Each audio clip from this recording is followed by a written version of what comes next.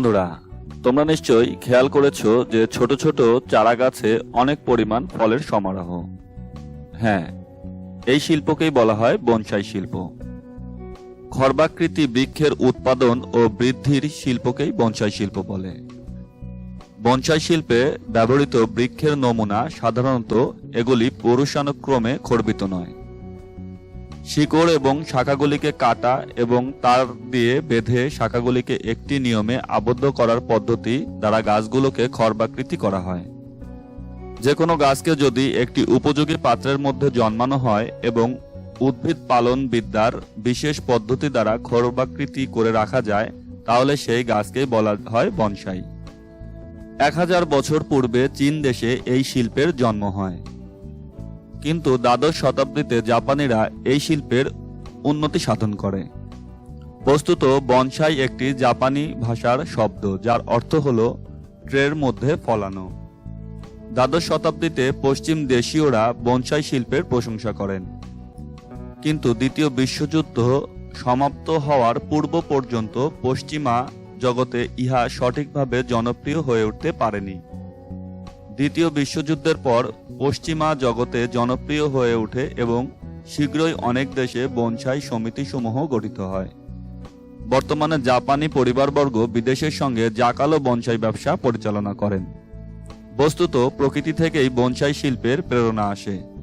উচ্চ পর্বতের পাথরময় গাত্রের ফাটলে জন্মানো গাছগুলি বা দুরারোহ পর্বতের গাত্রে ঝুলয়মান গাছগুলি আজীবন খর্বাকৃতি থাকে। নার্সারি থেকে পাত্রে রক্ষিত বাছাই করা গাছগুলিকে এমন সঠিকভাবে কেটে এবং তাদের আকৃতি ও বৃদ্ধি নিয়ন্ত্রণ করার জন্য শাখাগুলিকে তার দিয়ে বেঁধে বনসাই গাছের রূপ দেওয়া হয়। প্রতি 1 বছর থেকে 5 বছর অন্তর বনসাইকে অন্য পাত্রে নতুনভাবে রোপণ করতে হয়। ইহা গাছের বিশেষ শ্রেণী এবং শিকড়ের বৃদ্ধির উপর নির্ভর করে। পরবর্তী বছরগুলোতে পুনরায় রোপণের সময় ক্রমশ এবং ধারাবাহিকভাবে শিকড়কে ছাঁটাই করার ফলে মাটির গোলাটির আকৃতি ছোট হয়। শেষ পর্যন্ত বৃক্ষটি প্রয়োজন মতো ছোট এবং অগভীর পাত্রে রক্ষিত হতে পারে। অন্যান্য গাছপালার মতোই এই গাছেও বারবার জল ঢালতে হয়। এই গাছের তরল ফার্টিলাইজার ব্যবহার করা হয় এবং গাছের বৃদ্ধির সঙ্গে সঙ্গে ডাল কাটা এবং শিকড় ছাঁটার কাজ চালিয়ে যেতে হয়। যে পাত্রে বনসাই জন্মানো হয়, বনসাইয়ের বৃদ্ধির জন্য সেই পাত্রটি বনসাইয়ের মতোই গুরুত্বপূর্ণ। বনসাইয়ের পাত্রগুলি সাধারণত মাটির পাত্র। সেগুলি গোলাকৃতি, ডিম্বাকৃতি, চতুর্ভুজ, সমকোণী চতুর্ভুজ, অষ্টকোণী বা অসম আকৃতির হতে পারে। তলার দিকে একাধিক জল নিষ্কাশনের ব্যবস্থা থাকে। অতি ক্ষুদ্রাকৃতি বনসাই 2 ইঞ্চি পর্যন্ত উঁচু হয় এবং বৃদ্ধি লাভ করতে 3 থেকে 5 বছর প্রয়োজন হয়। ছোট বনসাই 2 ইঞ্চি থেকে 6 ইঞ্চি পর্যন্ত উঁচু হয় এবং বাড়তে 5 থেকে 10 বছর সময় লাগে। মাঝারি আকারের বনসাই 6 থেকে 12 ইঞ্চি পর্যন্ত উঁচু হয় এবং 3 বছরের মধ্যে জন্মানো যেতে পারে। 1 শতাব্দী বা তার চেয়েও বেশিকাল যাবৎ বনসাই জীবিত থাকতে পারে।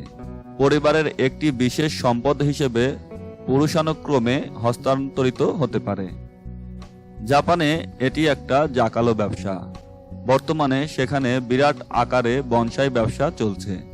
মার্কিন যুক্তরাষ্ট্রের ক্যালিফোর্নিয়াতে মাঝারি আকারের বনসাই ব্যবসা চালু আছে। তো এই ছিল বনসাই গাছের বিভিন্ন বিষয় নিয়ে খুঁটিনাটি। ভিডিওটি ভালো লাগলে অবশ্যই একটি লাইক করো এবং বন্ধুদের মাঝে শেয়ার করে দিও। তোমাদের মূল্যবান মতামত কমেন্ট সেকশনে জানিও। সেই সাথে যারা এখনো চ্যানেলটি সাবস্ক্রাইব করনি, তারা অবশ্যই চ্যানেলটিকে সাবস্ক্রাইব করে পাশে থাকা বেল আইকনটি অন করে রাখো। এই ছিল আজকের মতো। সবাইকে ধন্যবাদ।